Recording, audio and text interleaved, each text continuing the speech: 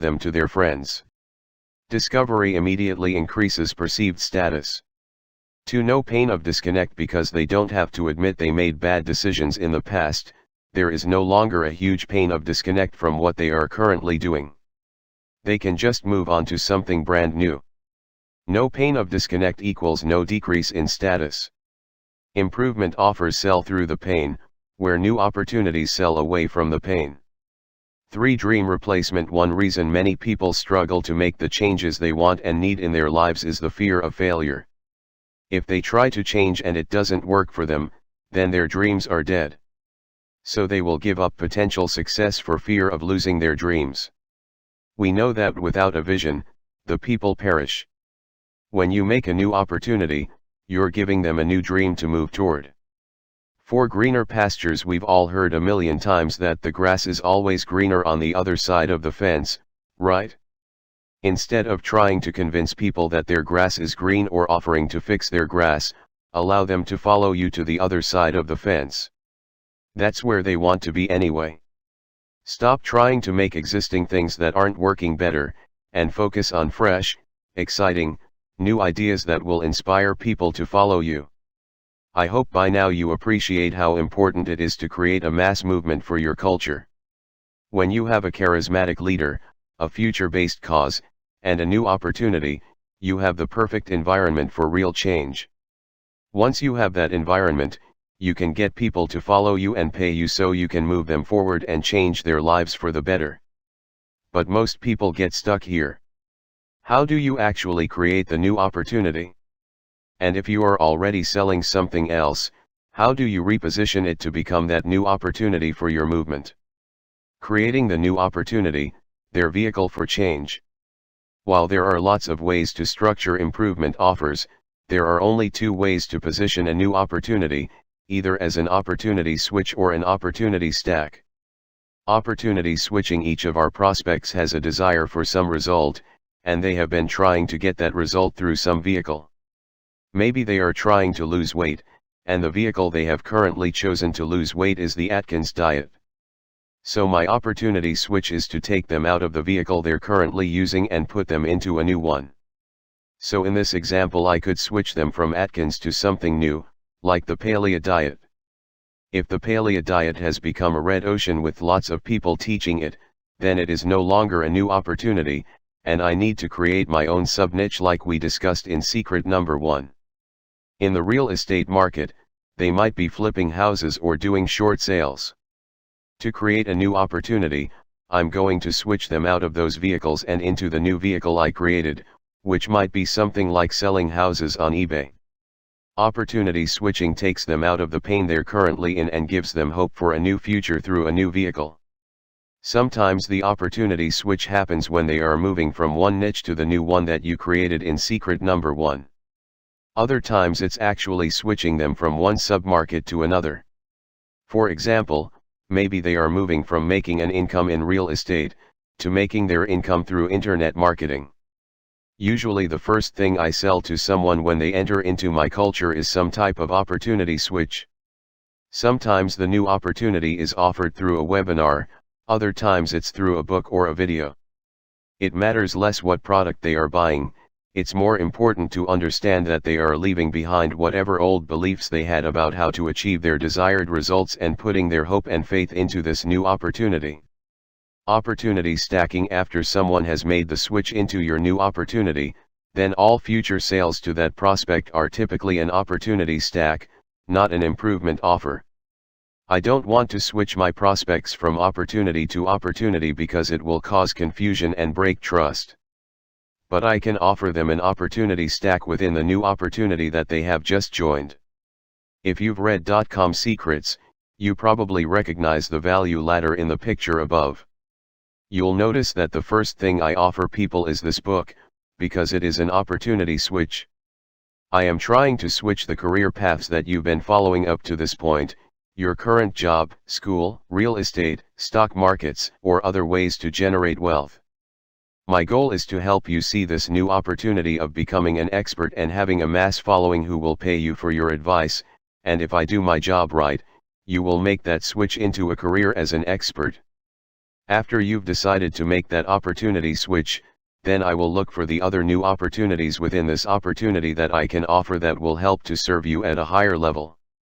You can see from the image that I will likely make you offers for things like ClickFunnels, funnel scripts, Fill Your Funnel, or my certification program.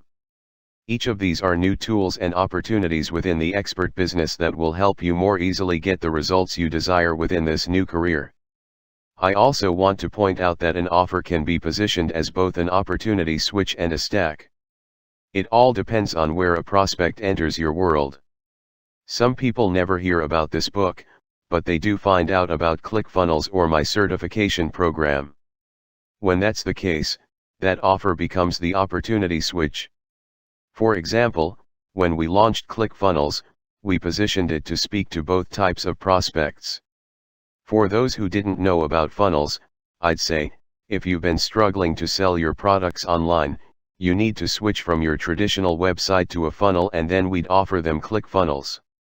And for those who already had successful websites, I'd say, you need to start using funnels so you can make money from paid advertising as well. I did a similar thing when we launched our ClickFunnels certification program. We positioned it as an opportunity switch whenever we sold it to people who had any other type of job. We showed them how this was the highest paying part-time job in the world. And for those who were already using ClickFunnels or who were already consultants, we showed them how becoming certified would allow them to offer a new service to their clients. When we get to section 3 on conversion, you'll see exactly how we speak to both audiences when we create our sales presentations. Now that you know why your offer needs to be a new opportunity, let's dive into how you can create that offer correctly from the ground up. Secret #4. The opportunity switch. So far, we've discussed the strategy for building a strong foundation so you can become a leader people will follow. You've chosen a niche you want to create. Notice that I didn't say pick a niche. It's essential for you to create a new niche, a new opportunity for your people. And you know a little about what you want to share. But so far you don't have anything to sell. The relationship between you and your audience isn't created until they pay you. If a tree falls in the forest and there's no one around to hear it, does it make a sound? I'd say no. Similarly, you aren't an expert until someone pays you for your expertise. So where do you start? How do you create that new opportunity? Well, the hardest way, where most people seem to start, is by writing a book. When you think about experts, that's usually what you think of first, right? They must be authors. But there are a couple of problems with that approach. First off, it takes so much longer to write a book than you could ever imagine. This one took me almost 18 months. Second, I truly believe that you have to earn a book. If I had written this book or .com secrets when I first had the idea over 10 years ago, it wouldn't have been any good. I needed to work with people for years in order to perfect my message. Only then was I ready to write a truly helpful book. In the beginning stages of your expert career, you won't be good, and that's okay. As my good friend, Garrett White, once said, no matter what you do, in the beginning it's going to suck, because you suck. But you'll get better, and you'll suck less. And as you keep doing this, eventually you'll suck so little, you'll actually be good. But you can't get good unless you start now. They say that the best time to plant a tree was 20 years ago, but the best time is right now. So let's get started. The first step is to find a beta group to work with. This is your test group. You're going to serve them and get results for them, and you're going to work for free. I'll explain more about that in a minute, but first it's important to think through two things. ND1. What is the result you want for your people? 2. What is the vehicle or process you are going to take them through to get that result? Once you know those two things on a basic level, you can move forward and design the perfect vehicle that your audience will love. Step number 1. Get early results by working for free. Let me tell you a story about a kid I met a few years ago named Alec Jetzel. He was trying to get a summer job the usual way. He filled out 20 or 30 applications to different stores, but nobody would give him a job. It felt like he was just sending them into a huge black hole. He knew he would be the best employee any company ever had, if they would just give him a chance. Then one day he decided to take matters into his own hands and actually prove what a good worker he was. He went down to the mall and walked into his favorite clothing store. This was his dream job, a company he would love to work for, but they had never given him a chance. He walked in and saw that some of the piles of clothes were unfolded and messy.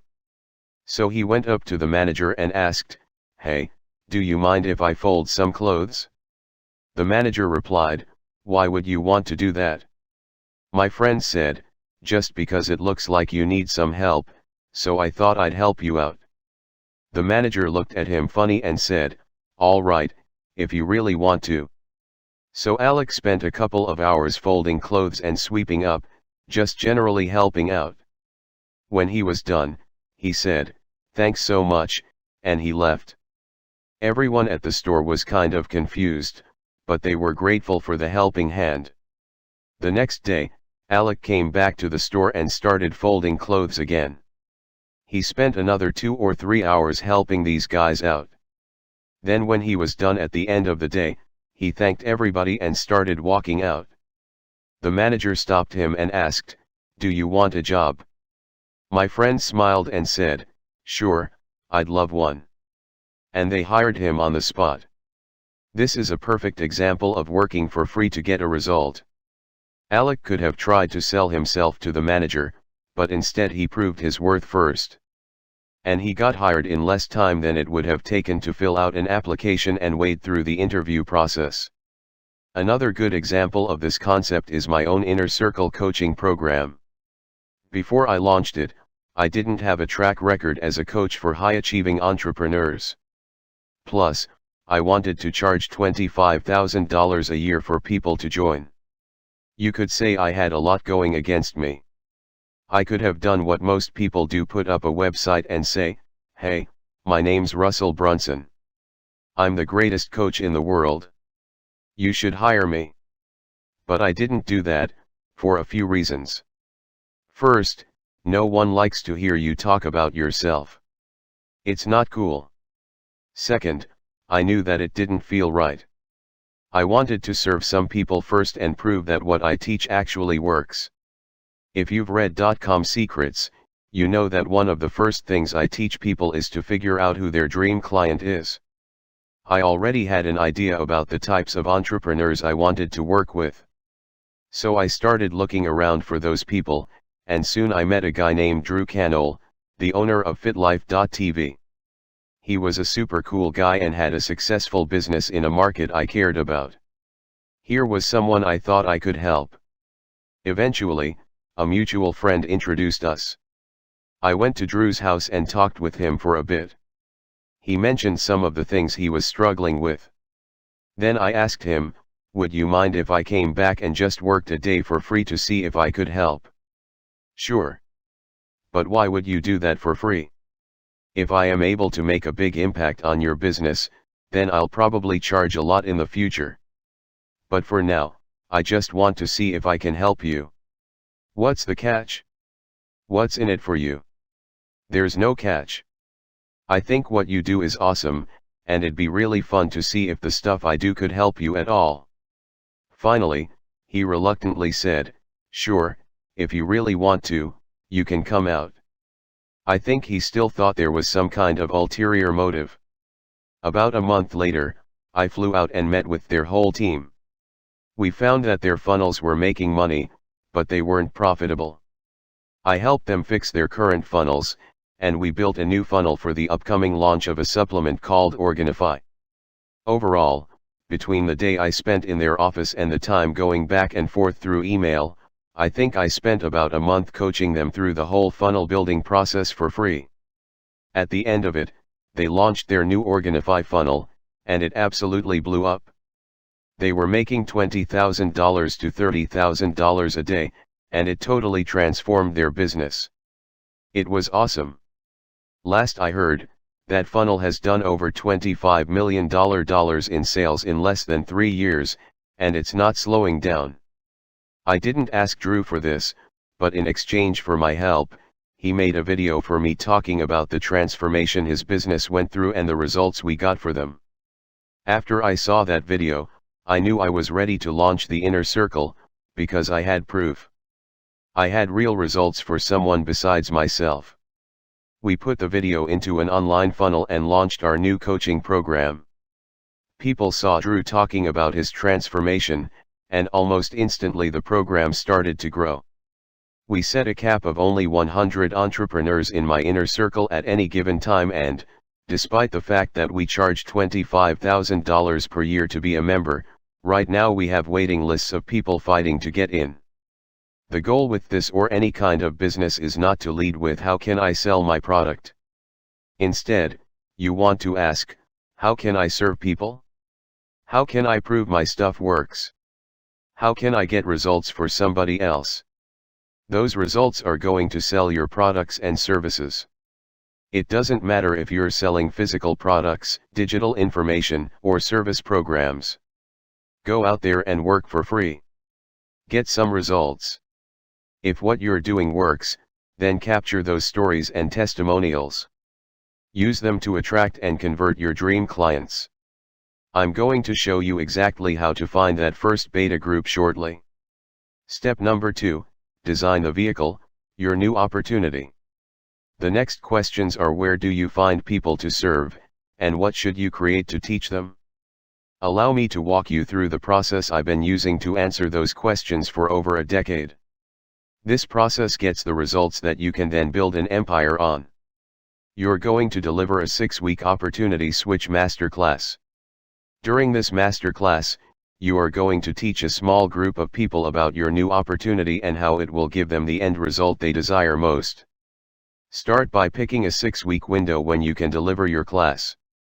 After more than a decade of delivering online classes, I've found that 6 weeks is the optimum amount of time. Any less than that, and you run the risk of people wanting refunds, especially if the class ends inside a 30-day guarantee window. Any longer than that, and people will start complaining because they feel like it's never going to end.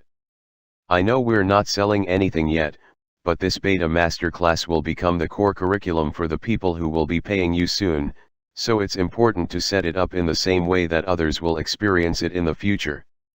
The next step is to begin building some of the marketing materials for the class. I know that seems backward. Most people design the class first and then think about marketing, but that is a formula for disaster. Just bear with me, and you'll soon understand why I do it this way. Who/what statement as a first step. I like to make a who/what statement that quickly addresses which submarket my message is for, and what new opportunity they will be switching to. It reads like this: I am going to teach how to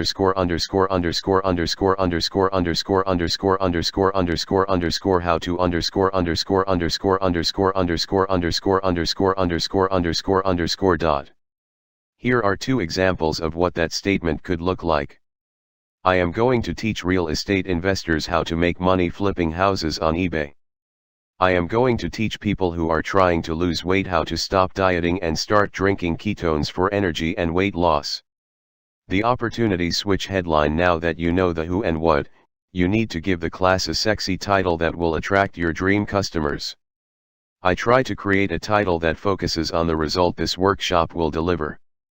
I do that by filling in this phrase, how to result they desire most without thing they fear most. So for my ClickFunnels masterclass, I could create something like this: how to create a 7-figure funnel in less than 30 minutes without having to hire, or be held hostage by, a tech guy. Or if my niche were flipping houses on eBay, the title of my masterclass would be something like, how to make a quick $10,000 this weekend by flipping your first house on eBay without getting a loan from a bank. If I created a niche for helping kids with ADHD, the title could be, how to naturally destroy your kids' ADHD and help them get better grades without giving up their favorite after-school snacks. If I were a relationship coach, how to reconnect with your wife and find the passion in your marriage without having to go through painful counseling or wasting time talking. If I were selling weight loss through ketosis, I'd use something like, how to stop exercising and still lose weight through a little Known trick that almost instantly puts your body into ketosis.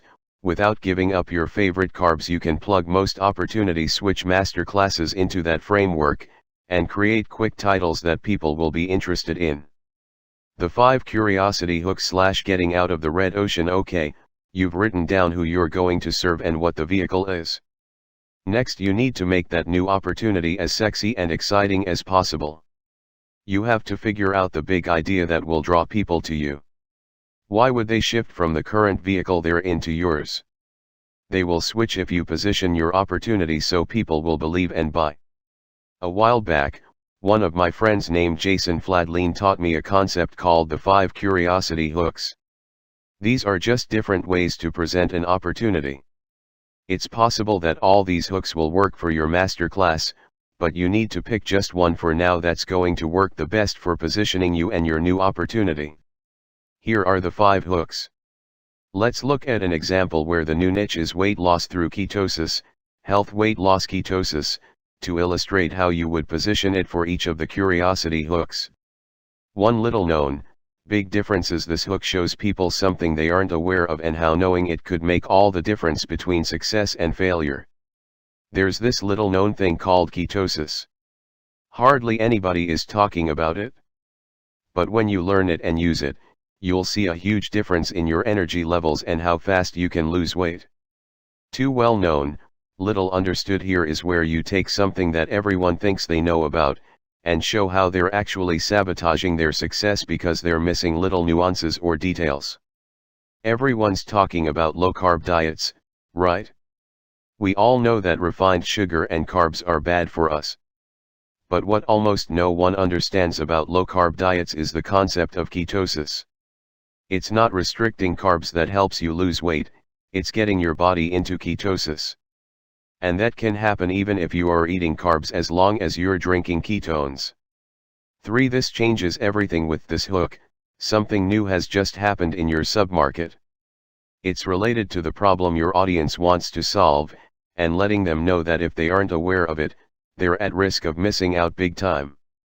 Are you trying to stick to a low-carb diet, but finding the cravings are just too much? Do you start fresh every Monday, fail, then vow to start again with the same old strategy?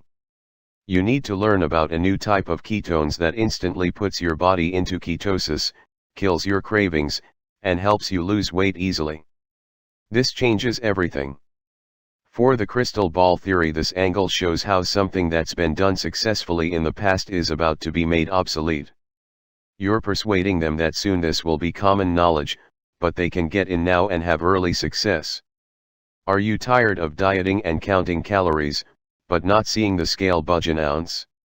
Research is showing that low-carb diets just aren't enough, and staying in a state of ketosis is almost impossible for average people. The diet of the future takes low-carb to the next level. You can drink ketones and instantly put your body into ketosis. 5. Revisiting the fundamentals. This hook takes the approach that things are getting way too complicated, advanced, or sophisticated for the average person. Your new opportunity, on the other hand, takes things back to basics.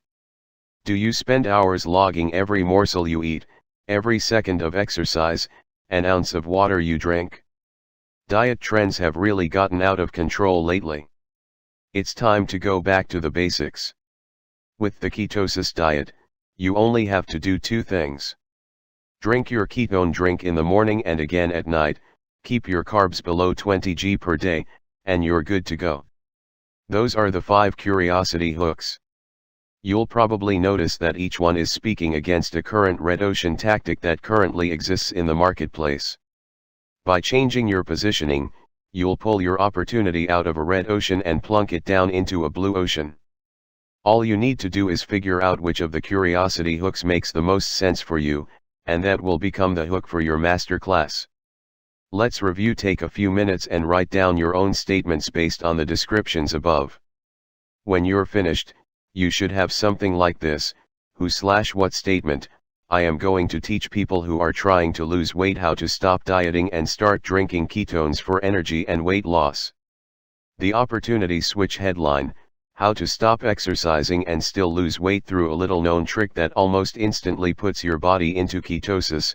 Without giving up your favorite carbs curiosity hook, there's this little known thing called ketosis.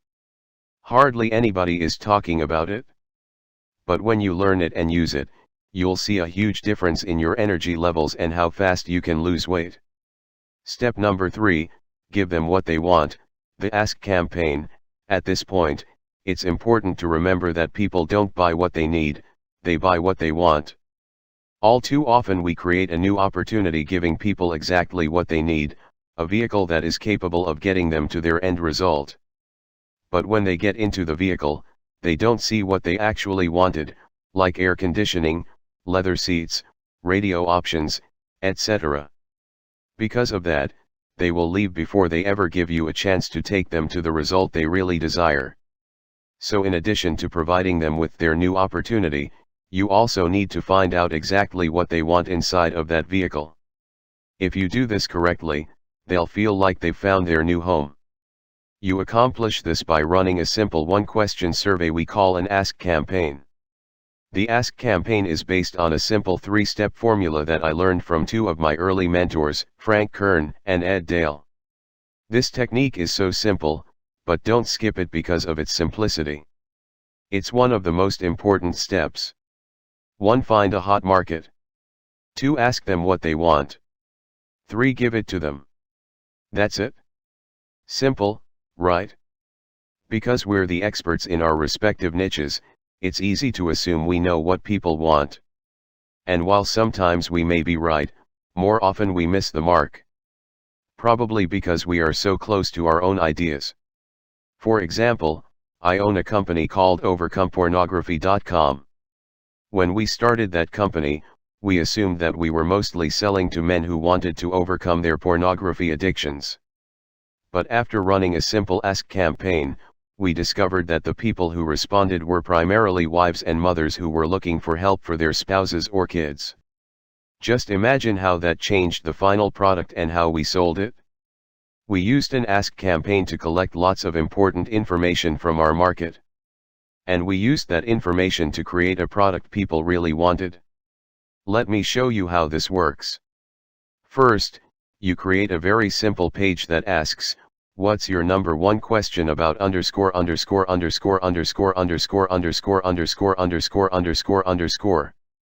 On the same page, I offer people a ticket to the beta group of my masterclass for free if they'll tell me their number 1 question about my topic. The page reads, Dear friend, I know your time is valuable, so I'll get right to the point. I need your advice. I'm putting finishing touches on a new course called How to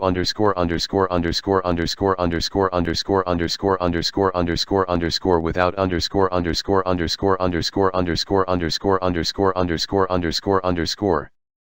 I want to make sure I don't leave anything out, so will you let me know your biggest question about how to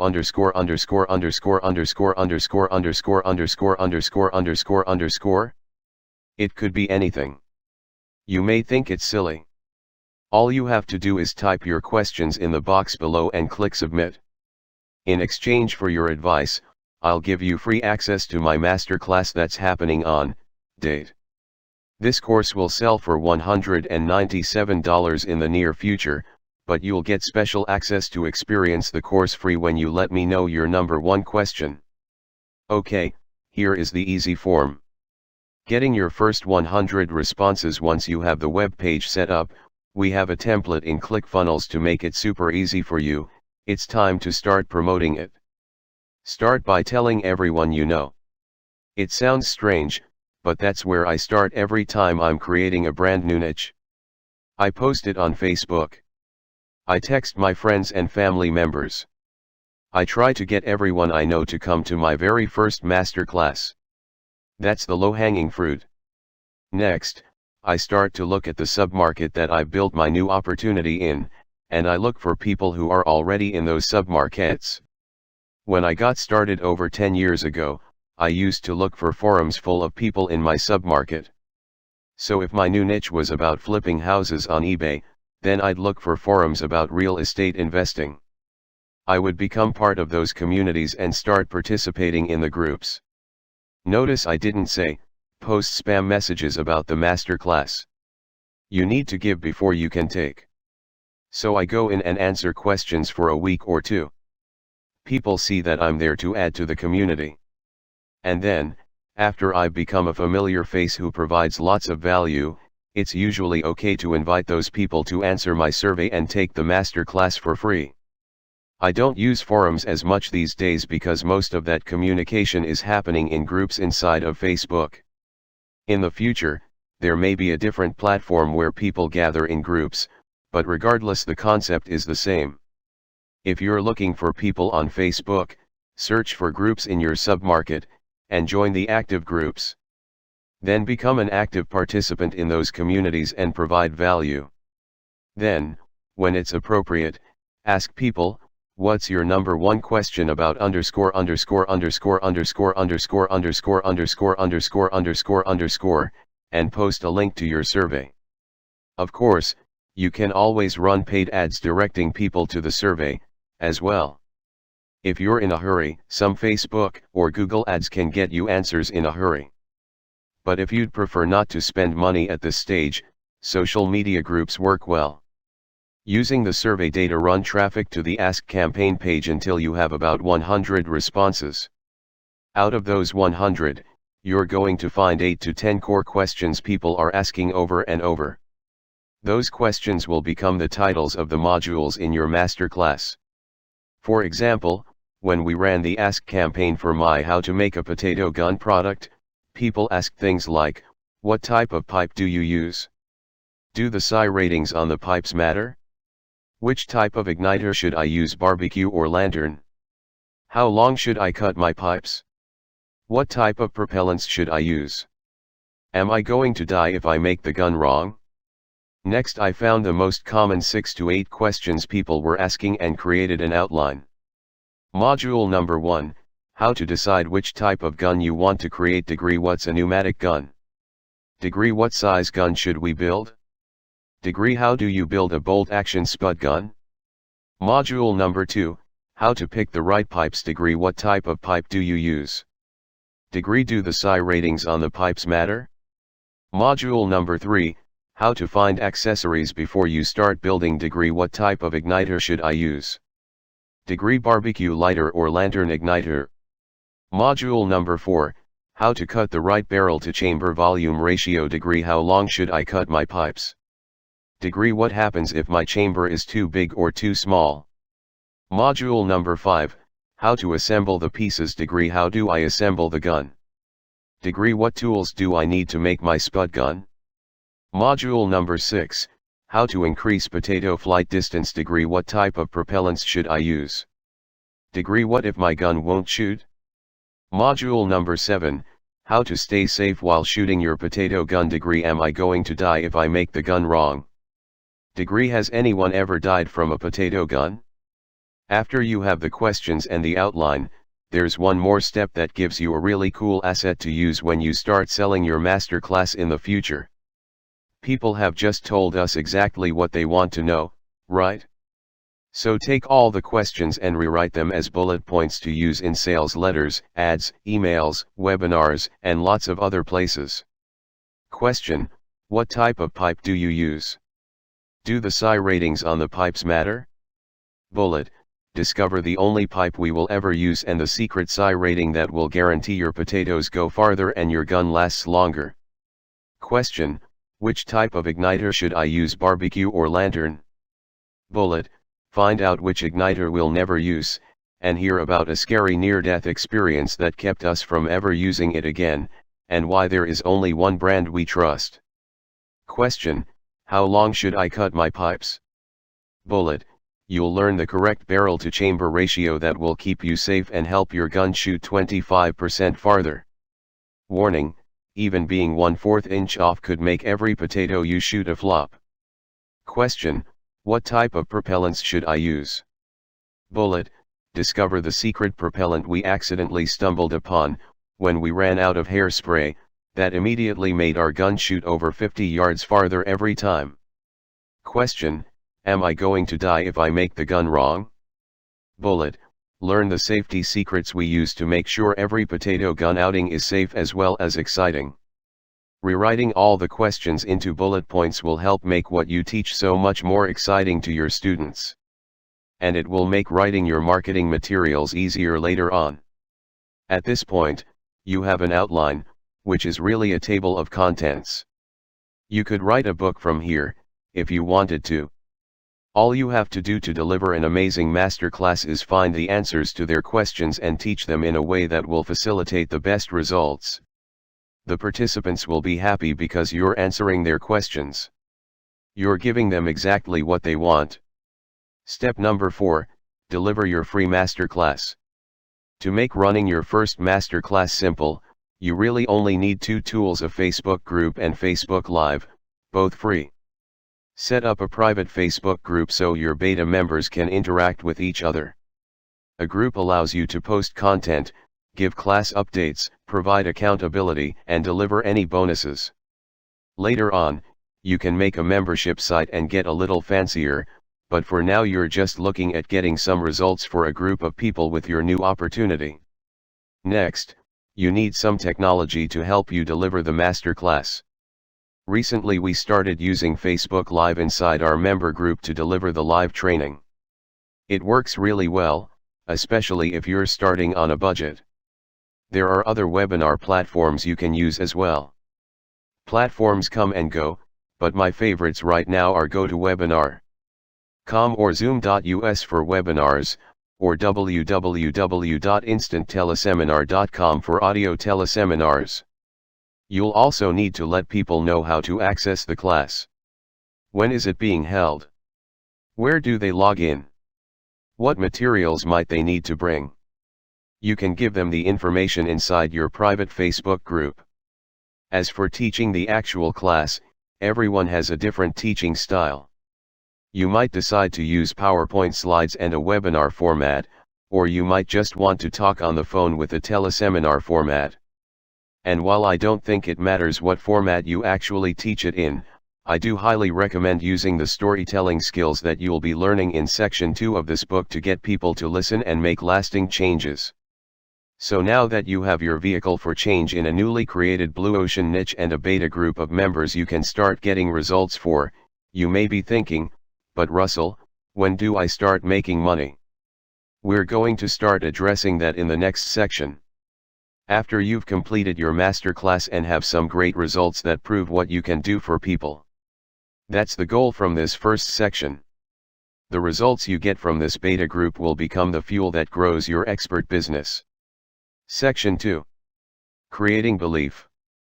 The first section of this book was all about understanding who you must become and what you must create to start building your mass movement. In this section, we shift focus to how you create certain beliefs in the minds of your followers. These beliefs allow them to be more receptive to the opportunities you're offering. When people have absolute belief in what you are telling them, you can positively influence them. The longer I work in this business, the more I realize how everything comes down to one thing: belief. Belief creates the customer. Belief creates the results. You must persuade people to believe in what you are doing, and you do that by mastering the art of storytelling. Secrets number 5 through number 10 will give you the foundation you need to tell stories that make your audience believe. Secret number 5. The Big Domino. I was sitting in a room with about 120 other successful entrepreneurs, all of whom made at least $1 million a year, a requirement to be in that room. One of the featured keynote speakers was Tim Ferriss, the author of The 4-Hour Workweek. After his presentation, he opened up the floor for questions. A woman stood up and asked, "Hey Tim, you seem to get so much done. What is it that you do all day?" He paused for a moment, then gave an awkward half smile and said, "If you watched my daily routine, you'd be bored out of your mind. Most people wake up every morning with a task list of 1,000 things to do. They go through the day trying to knock down all these things. I wake up every morning, and I meditate. I drink tea or coffee. I go for a walk, and maybe I read a book." He said he might spend 3 or 4 weeks doing that and nothing else. "My whole goal is to slow down and look around. Instead of looking for all the tasks that I could do, I try to identify the one big domino, the one thing that, if I could knock that down, all the other dominoes would either fall down or become irrelevant. When he said that, I had an aha moment. I haven't yet figured out how to implement this in my personal life. But when it comes to how I sell things, he was 100% right. The first step to creating belief is figuring out the one thing you have to get someone to believe that will knock down all their other objections, make them irrelevant, or disappear altogether. A little while later, I was talking to a friend and mentor, Perry Belcher. He told me how he had gone back and analyzed all the different offers that his companies had created and sold over the past 10 years. He discovered that the more things they asked someone to believe in their sales pitch, the worse the offer converted. In fact, he figured out that if they tried to make more than one point or ask someone to focus on more than one thing in a sales message, conversion rates dropped by half. He then said, "Look at how many things a prospect has to believe in order to buy what you're selling. If it's more than one, you need to rework your sales presentation." After hearing that, I knew we had to go back and look at everything we were selling. We asked ourselves, what's the one thing? What is the one big domino of belief that we need to knock down? Every product has one big domino, one thing that will knock down all the smaller objections and resistance. If we can get people to believe in that one thing, then they will have to buy it. I took a logic class in college that showed different ways to create valid arguments. One of the many valid argument forms is called modus ponens. It looks like this: if A, then B, A, therefore B. If I were to put this argument into a sentence, I'd say something like, if Dallin doesn't finish his homework, then he will not go to class. Dallin did not finish his homework. Therefore, Dallin will not go to class. If you think about it, you'll start to see patterns of this argument everywhere. Religion is an easy example. In Christianity, everything hinges upon the truth of the Bible. If someone believes the Bible is true, then they have no other option than to believe that Jesus Christ is the Savior. If he is truly the Savior, then all the other concerns you have about Christianity disappear. If the Bible is true, then Jesus is the Savior. The Bible is true. Therefore, Jesus is the Savior. As a Christian, if I can get someone to believe the Bible their one big domino, then it knocks down every other domino and makes any other argument irrelevant to the person who has that belief. But it's not just in religion. We see this happening everywhere around us, from politics to sports to the people we spend time with. That's why it's hard to have an argument with someone about something they truly believe in. When that seed of belief is there, it doesn't matter how much you try to convince them otherwise, it has already knocked down all the other smaller dominoes that you're trying to stack back up. The one thing, aka the big domino statement. When we launched ClickFunnels, I tried to figure out the one key belief that I needed my audience to understand and believe.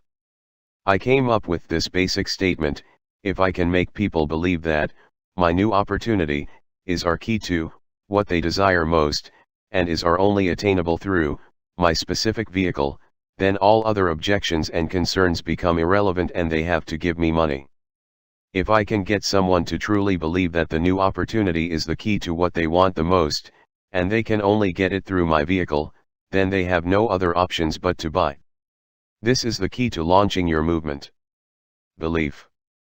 Here is what I used for ClickFunnels. If I can make people believe that funnels are the key to online business success and are only attainable through ClickFunnels, then all other objections and concerns become irrelevant and they have to give me money. When someone believes they have to have a funnel, and they do, and that I'm the only way they can get one, then they have to buy ClickFunnels. There is no other option. I've helped my inner circle members create these statements for their businesses.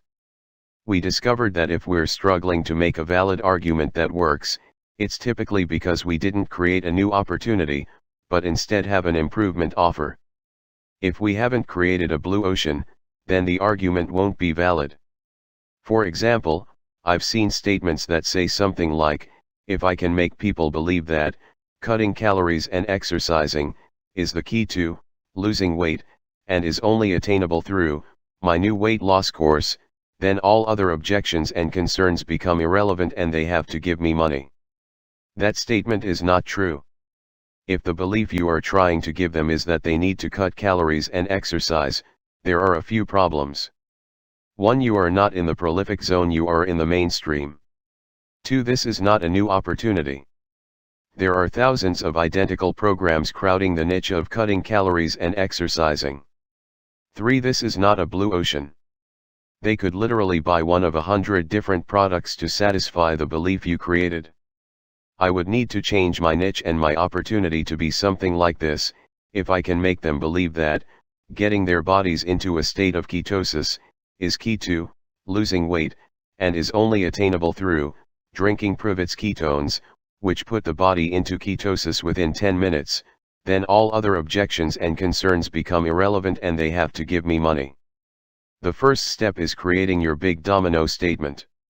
Once you have a statement that works and is true, the next step is to create real belief in your one thing. Secret number 6. The Epiphany Bridge. A few years ago, I helped a friend who was launching a new company.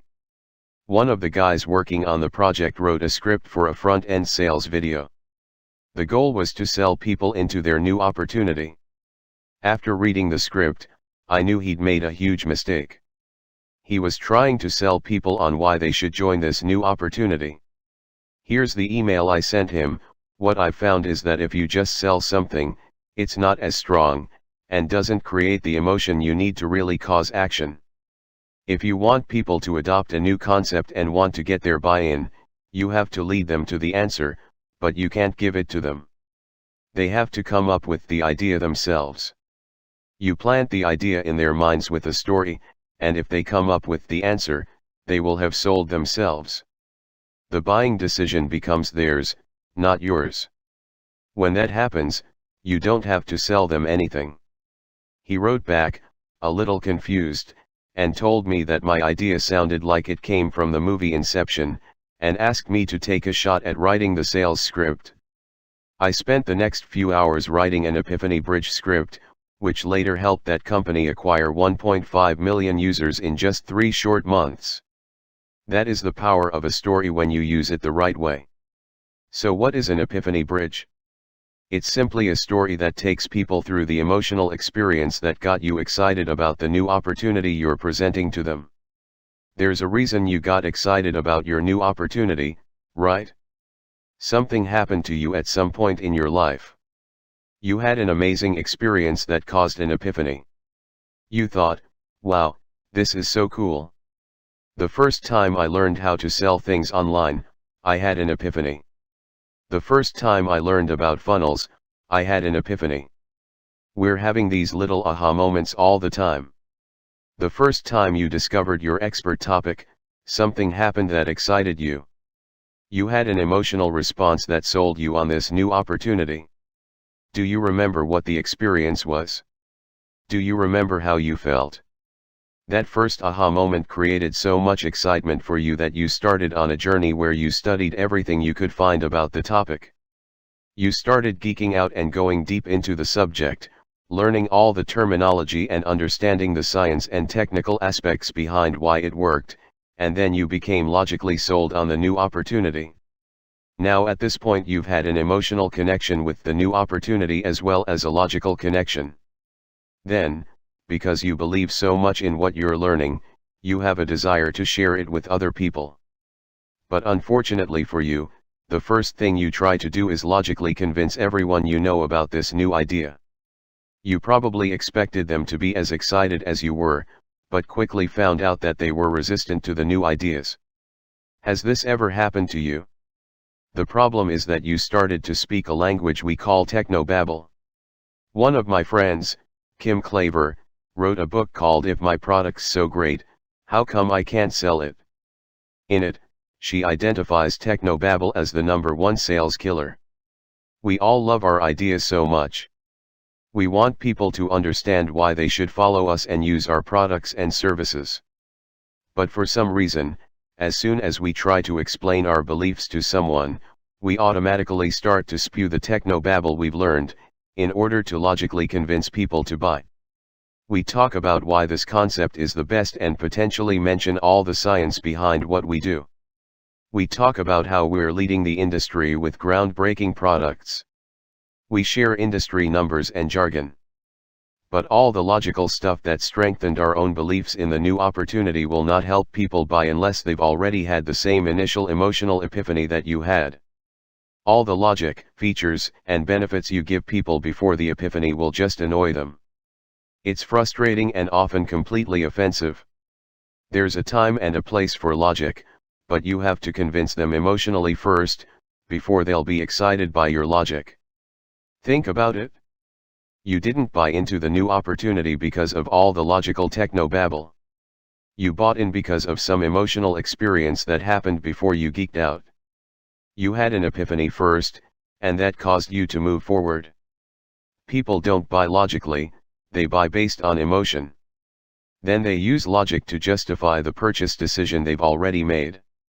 For example, let's say I purchased a Ferrari. I am emotionally invested in the feeling I want to have when I'm driving it.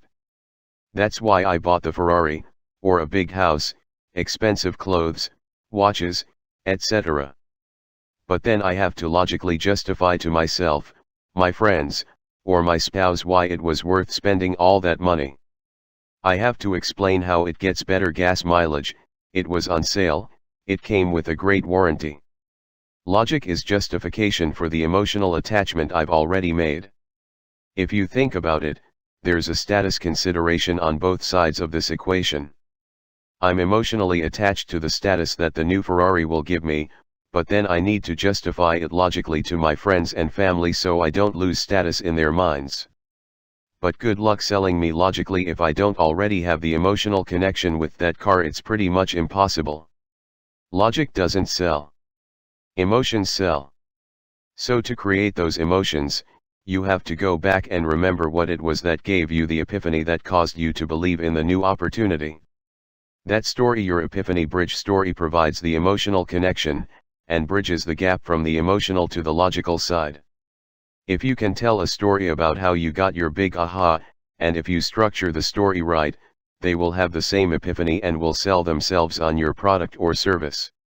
Then they'll look for ways to logically justify the purchase and learn all the technobabble on their own. Your job is to learn how to tell these stories in a way that will lead people to the epiphany, and they will do the rest. So my first question for you is, what was your core epiphany bridge story that convinced you of the one thing you are sharing with others? We'll worry about how to structure that story over the next 2 secrets, but for now, I want you to think back to the original experience that gave you your first epiphany, that brought you on this journey. Do you remember what happened? What was happening around you? How did you feel? It's important to remember those details, because they are the key to telling a good story. Effective storytelling. Have you ever noticed that 2 people can tell the same story with completely different outcomes? In one, you're emotionally captivated and engaged. Then someone else tells you a story about the exact same experience and you fall asleep. What's the difference? What makes some people better storytellers than others? There are lots of reasons, but you don't have to know them all to tell a great story that gets prospects to buy. It only takes a couple of things to really make a captivating and interesting story. The first key to telling captivating stories is oversimplification. When you're telling stories, you need to speak at about a 3rd grade level. Many of you will struggle with this because you like to use big words and show off your vocabulary and try to sound sophisticated and smart. There may be a time and a place for that, but it's not when you're telling stories. People are used to digesting information at about a 3rd grade level. When you go above that, you start losing people quickly. There is a reason the news stations speak to their audiences at this level.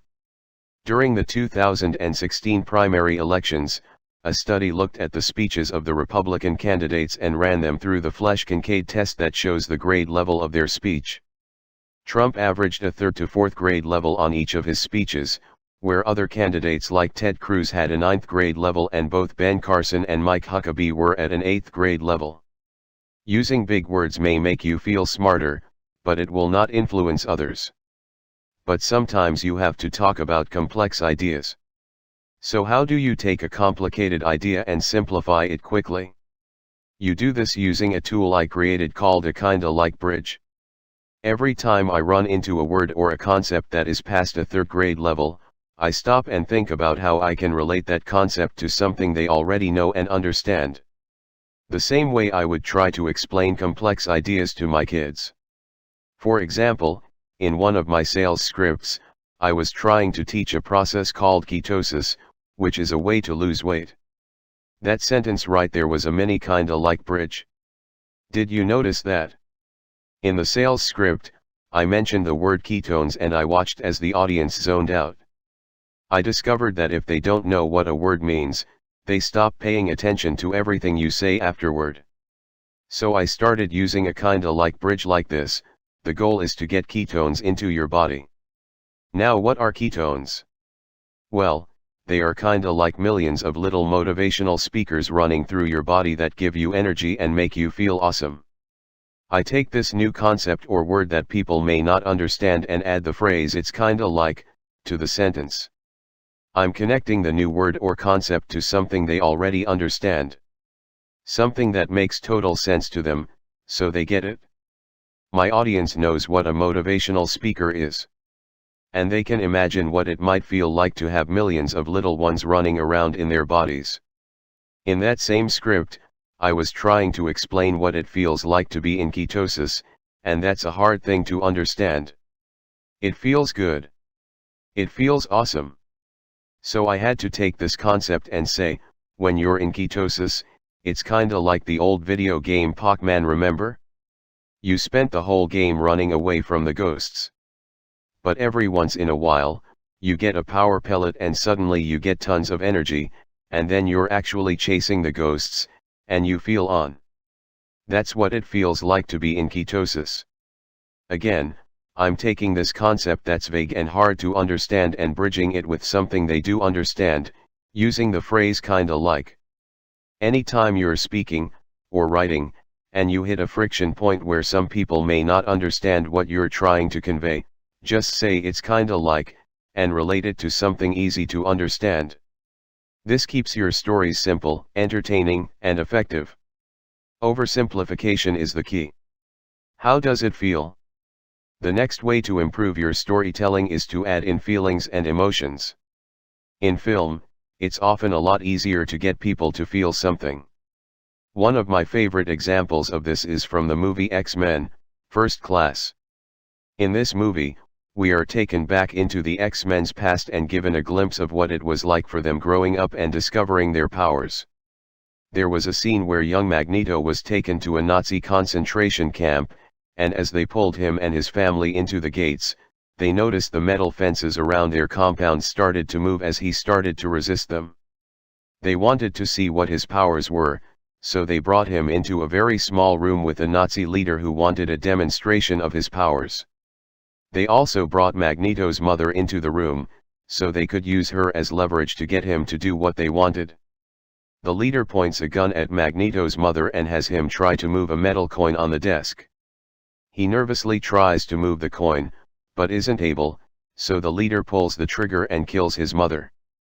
And then you see a scene so powerful that, without a single word being said, you actually feel the pain that Magneto is going through.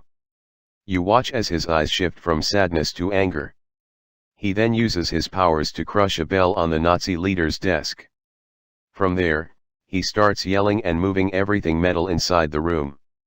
He crushes the guards' helmets, instantly killing them, and then completely destroys everything in the room. And that's when he found his power. When you're watching the film, you are able to see all of this happen without any words, because we can see his face, we can experience the room, we hear the music, and we actually feel, in some way, Magneto's pain and suffering. That is the power of films. Now most of us aren't producing films to sell our stuff, but we have to learn how to tell stories in a way that help others feel the same.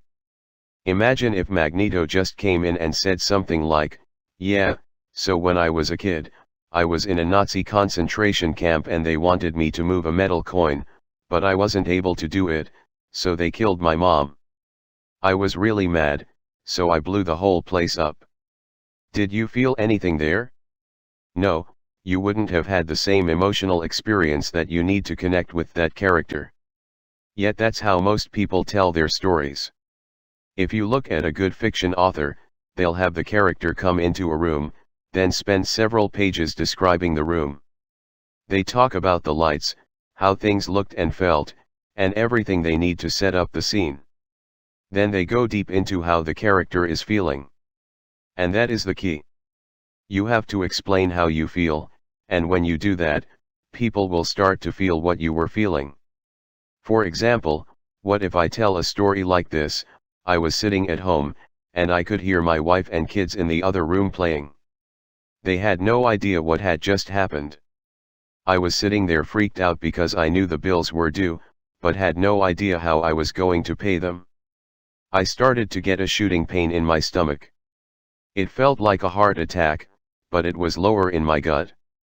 I felt this pressure coming down and I literally felt like someone was sitting on my neck. It got so heavy that I couldn't lift my head. The only thing I could see were the palms of my hands, and they were sweating, yet I was freezing cold.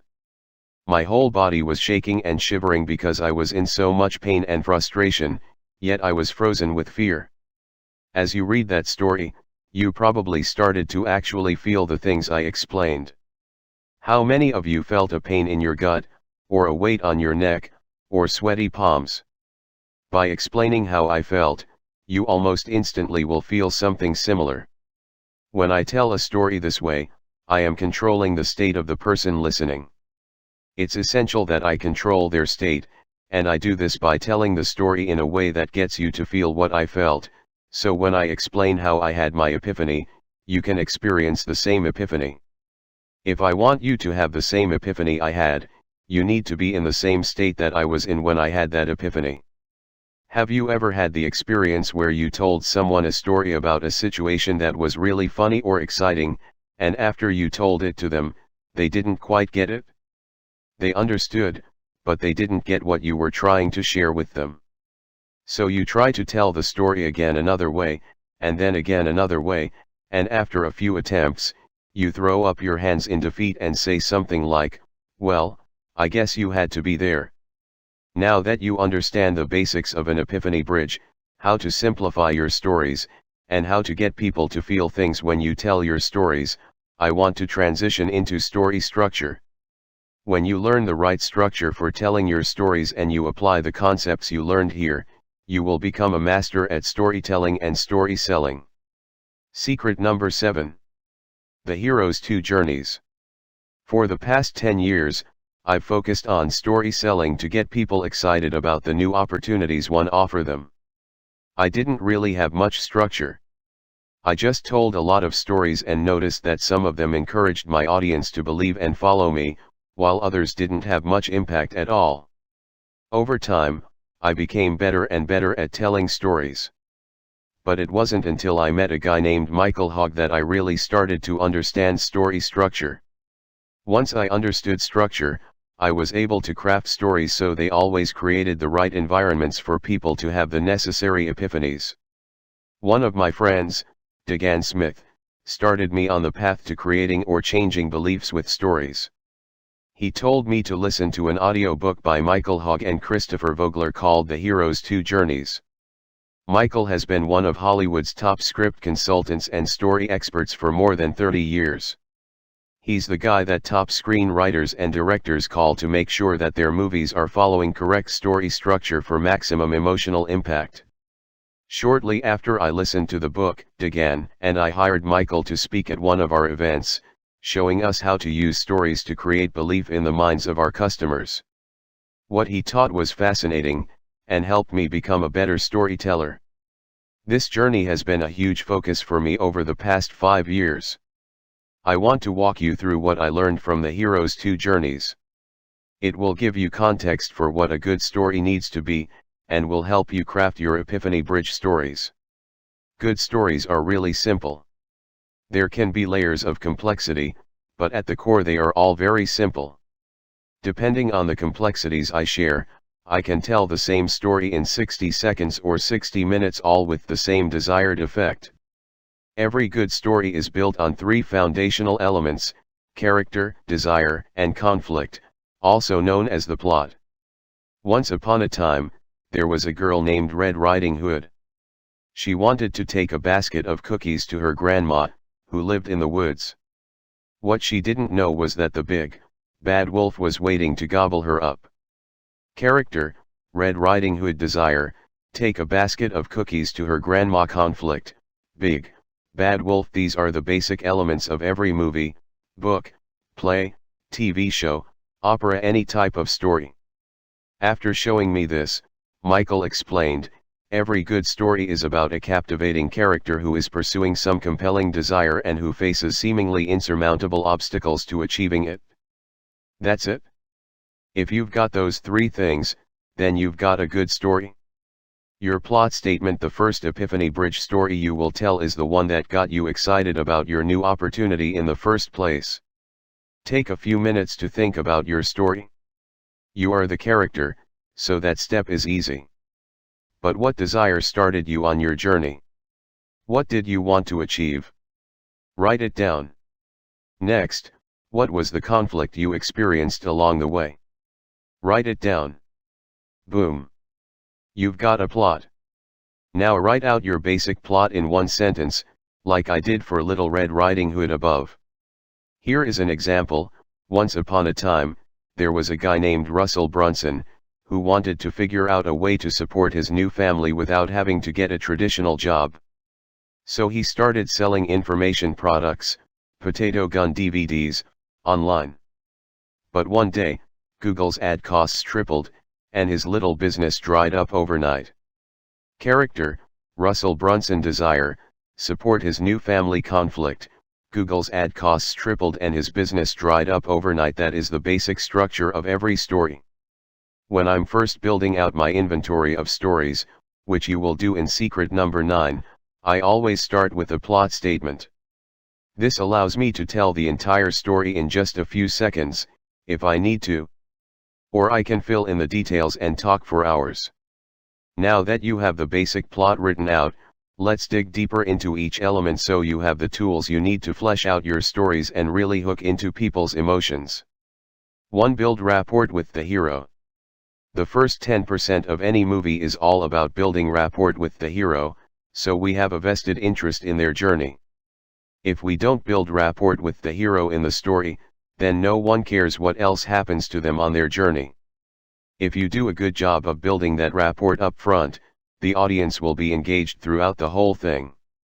You want people to get into a rapport with the hero quickly. The fastest way to do that is to connect with 2 or more of these core identities, make the character a victim of some outside force, so we want to root for them. Put the character in jeopardy, so we worry about them. Make the character likable, so we want to be with them. Make the character funny, so we connect with them. Make the character powerful, so we want to be like them. After you've introduced the identities, it's time to introduce the character flaws that have caused you, as the hero, to struggle. Sharing flaws is critical to gaining rapport.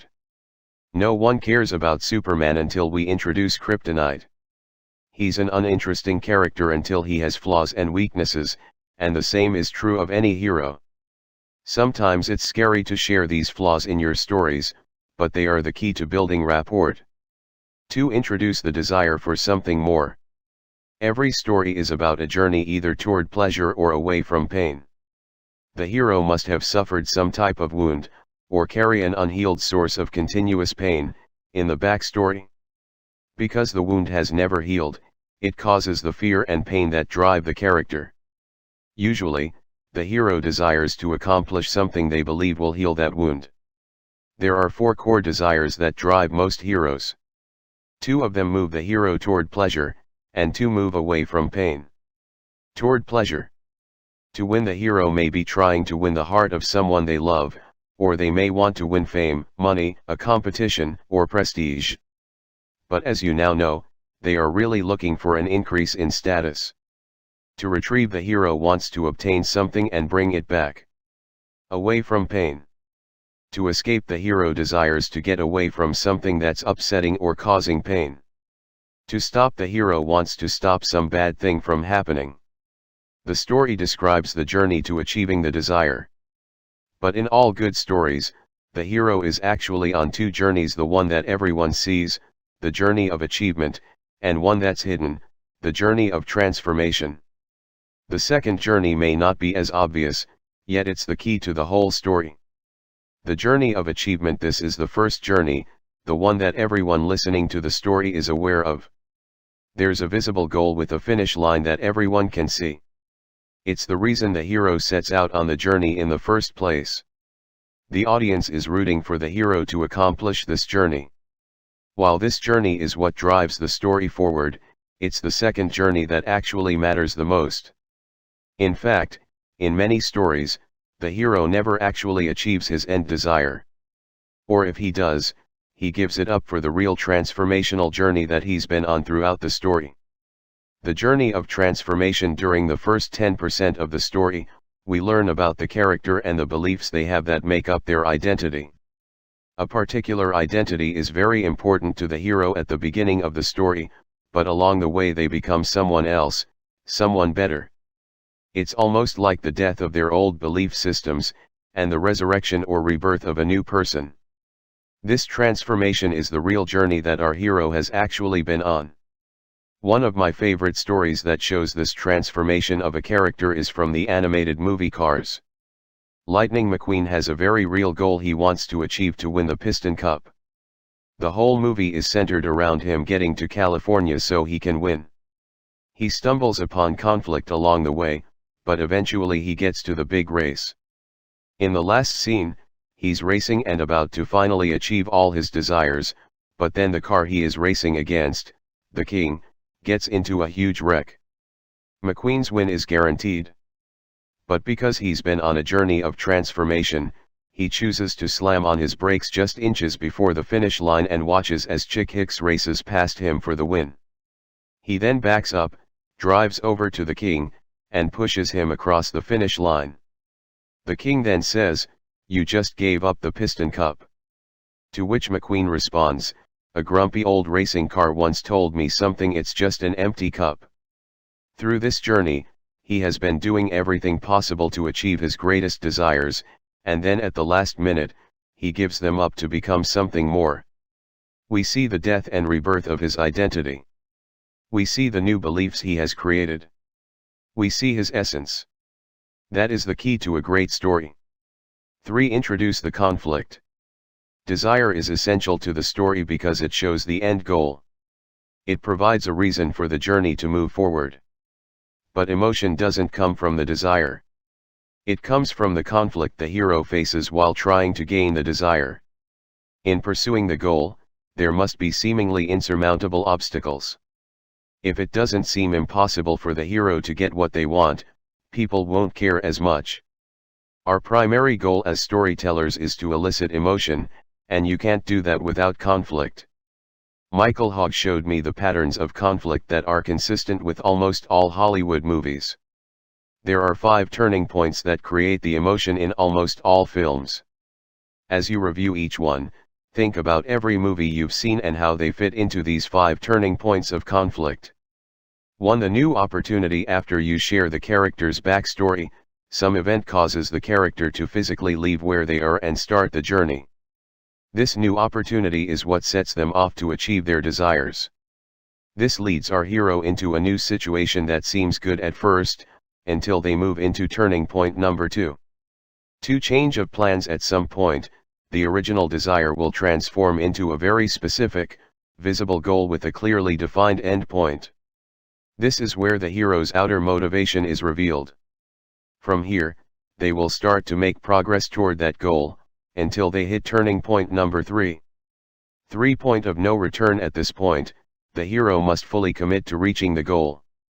Up to this point, they've had opportunities to turn back.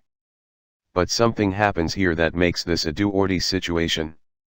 It's no longer a should, it's a must. The hero must burn their old bridges and dive in with both feet, or turn back forever. This forces them to start moving into more complicated situations with higher stakes, which lead to turning point number 4. For the major setback, something happens to the hero, and we believe that all is lost. This event initially leaves the hero with no chance of success, but then we see a small glimmer of light. The hero has only one option. He has to take one last all-or-nothing shot at the desire. This leads the hero to the final push that drives him to turning point number 5. 5. The climax. Now our hero must face the biggest obstacle of the entire story and determine their own fate. The journey of achievement will be resolved once and for all, and the journey of transformation will be revealed. Then we move into the aftermath of the story. The hero's new life is revealed, and the journey is complete. Isn't that cool? Look at almost every successful movie and you will see the pattern of the hero's 2 journeys. When I first learned this whole process, I got really excited. And honestly, a little overwhelmed. So I tried to find a way to simplify it, but not lose out on the key elements needed to cause emotion and create an epiphany. And that's when we created these Epiphany Bridge scripts that I now use dozens of times a day. If you learn nothing else from this book, mastering this process will serve you for the rest of your life in everything you do. Secret number 8. The Epiphany Bridge script. Now that you understand the concept of the Epiphany Bridge, and you've also seen the structure of the hero's 2 journeys, we have everything we need to start creating powerful Epiphany Bridge stories. The Epiphany Bridge script follows a similar path as the hero's 2 journeys, but I built it in a way that makes telling your stories very simple. I have this on my desk and I use it all the time when I'm telling my stories. You'll be telling a lot of stories, so mastering this script will become one of the most important things you could ever do. Let me jump in and show you how it works. An Epiphany Bridge story has 8 core sections that pull you through the hero's 2 journeys. I have a question that goes with each section, and answering each question actually creates the story for me. I will go into more depth for each of the questions below, but let me show you quickly how it works. 1. The backstory. What is your backstory that gives us a vested interest in your journey? 2. Your desires. What is it you want to accomplish? A. External. What is the external struggle you are dealing with? B. Internal. What is the internal struggle you are dealing with? 3. The wall.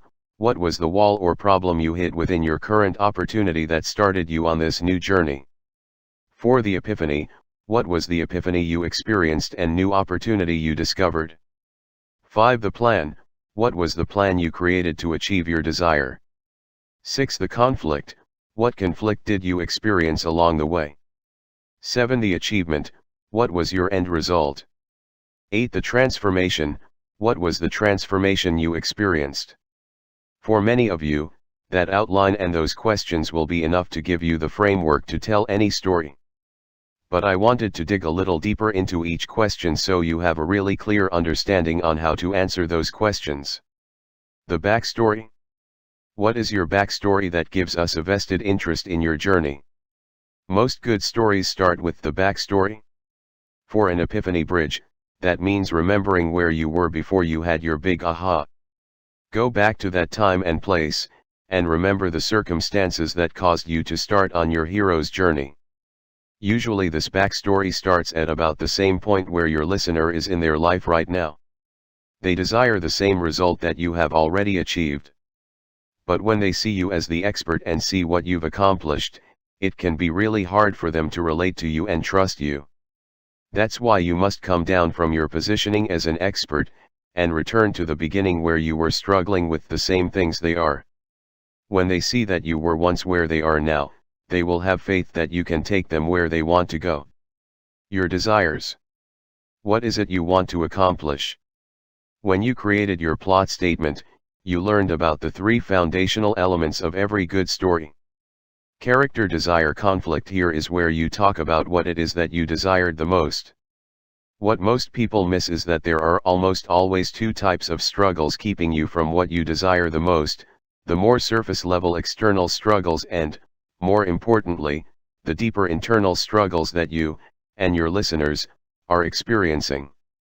What is the external struggle you are dealing with? The external struggle is what drives the journey of accomplishment, the hero's first journey. It's tied to your desire and is usually based on one of the goals you learned about earlier: to win, to retrieve, to escape, or to stop. People are usually willing to share their external struggles. I'm trying to lose weight, but I can't give up carbs. Or I want to start my own company, but I just can't find the time. But these are rarely the real issues they are dealing with. To find out the true cause of their pain, you need to dig deeper and share your internal conflicts. What is the internal struggle you are dealing with? The internal struggle is the journey of transformation from fear to courage, the hero's second journey. This is the root cause of your struggles. Sometimes it's hard to share, or even know, what the actual internal struggles are. But if you're willing and able to get vulnerable and share your internal struggles, this will build rapport faster than anything else you can do. Why? Because your audience also shares these same internal struggles. Most people never talk about them, but when they hear you get vulnerable and expose what you are really struggling with, the audience will form an almost instant connection with you. I've found that the secret to identifying people's internal struggles is to take their external struggle, and ask them why, about 5 or 6 times.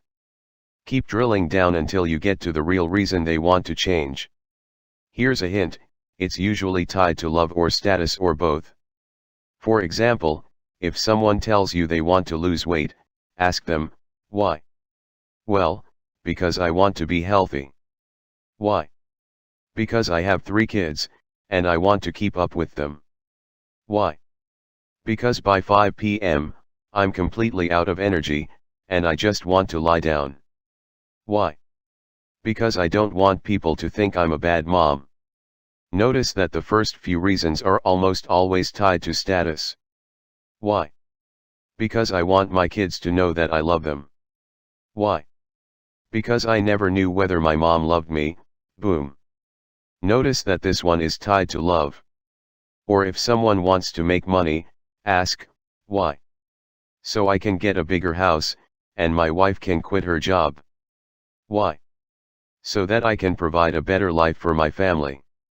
Why? Because my kids are in daycare, and I really think they should be home with their mom. Why? Because my definition of a successful family is having my wife stay home with my kids. Why is that important? Because my mom was home when I got home from school, and I want that for my kids, too. Why? Because people may think I'm a bad father if I can't provide this way for them. Notice status reason here. Why? Because I want my kids to love me and look up to me. There it is again. The internal struggle is not that they want to make money, it's that they want their kids and spouse to love them. They want love, security, status. As you're telling the story, touch upon the external, because that's what they're willing to acknowledge. But then share your internal struggles, too. Those people who are dealing with the same internal struggles will have instant rapport with you, and you'll be speaking to them at a subconscious level. They'll be thinking about feelings they've never really shared in the past, but know are true. When you get to the end of the story, typically you've solved the external struggles and accomplished what the hero has set out to do. But for your story to be really impactful, the hero needs to have done more than just accomplish their goal. They need to have become someone different in the process. In fact, sometimes it's even more powerful if the hero does not reach their initial goal. Lightning McQueen didn't win the Piston Cup. Rocky Balboa lost to Apollo Creed, in part 1, but that is why we love those characters so much. Even though they failed at their external goals, both of them won their internal struggles, the journey of transformation. Michael Hogg said that the internal journey is all about the death of our identity, and the rebirth of our essence. Our internal struggles are about us holding on to these things that we're attached to, such as love, our status, our identity. If you took away all those things, what is left would be your essence. Realizing that your kids love you no matter what, and that others don't really care about your status that much, that is the essence of happiness. So while we want our hero to achieve his goal, It's more important that he becomes someone different along the way. There has been a death of his internal struggles and a rebirth of something more. The wall. What was the wall or problem you hit within your current opportunity that started you on this new journey? The backstory builds rapport with the character, then takes the listener to the moment of frustration that causes our hero to start on their journey. That wall is the frustration you felt because of the current opportunity you have been using to try to accomplish your desires. This old opportunity is not working and is the reason you, as well as your listeners, are willing to go on a journey to try something new. This is what drives the emotion for the listener and sets up the correct circumstances for them to experience the epiphany. Something happened on your journey that has kept you from your desire. The wall is often a point of frustration, fear, or hopelessness. So be sure to spend time here describing how you felt. This will help to get them into the same state you were in when you had your big epiphany. The epiphany. What was the epiphany you experienced and new opportunity you discovered? So far, the hero has been introduced, we know what the ultimate desire is, and we also know the wall their current opportunity has created that is keeping them from their goal. This is the point where something happens that shows them the path they need to follow. It could be a person who helps them understand something. It might be an idea they had while reading, or it could be a breakthrough they discovered while trying to overcome conflict. Something happened that gave them the epiphany, which changed their perception of reality. Now that you've had this epiphany about what you needed to do, what was the new opportunity it led you to? The epiphany is the thought or the idea, and the new opportunity is the vehicle you've decided to step into to accomplish that goal. The plan. What was the plan you created to achieve your desire? Now that you've had the epiphany, and you've learned about the new opportunity, now we talk about the plan you've created to see if this new opportunity will lead you to what you desire the most. What is the plan, and then what are the steps you took to get to your goals? Inside this plan, you are inevitably going to run into conflict, which is where we start to get the emotion from the story. Remember, it isn't the desire of the character that causes the emotion, it comes from the conflict they experience while they are trying to reach that goal. The conflict. What conflict did you experience along the way? After the hero develops a plan, they move forward on it until something happens, they start to run into conflict. We call this the point of no return because before this point, they could have easily just walked away from the plan and things would have been okay. Here something happens where they must either decide to go back to their old life, or burn the boats and keep moving forward. This is where you take the step of faith out into the dark, only to find that there's a light just a little further ahead. Most people are so scared of executing on an idea, an epiphany, that they never move forward. In spite of all the reasons you may have said no in the past, this time it's different. This is when the desire shifts from a should to a must. You move from I should lose weight to I must lose weight. Or I should start a business to I must. This will sound like a battle cry to your prospects because they, too, have been shoulding for too long. It's time to finally make the change once and for all. They will see you as someone who successfully took a stand and shifted from should to must. And you will inspire them to do the same. Describe for them the moment you made the shift, including how it felt inside.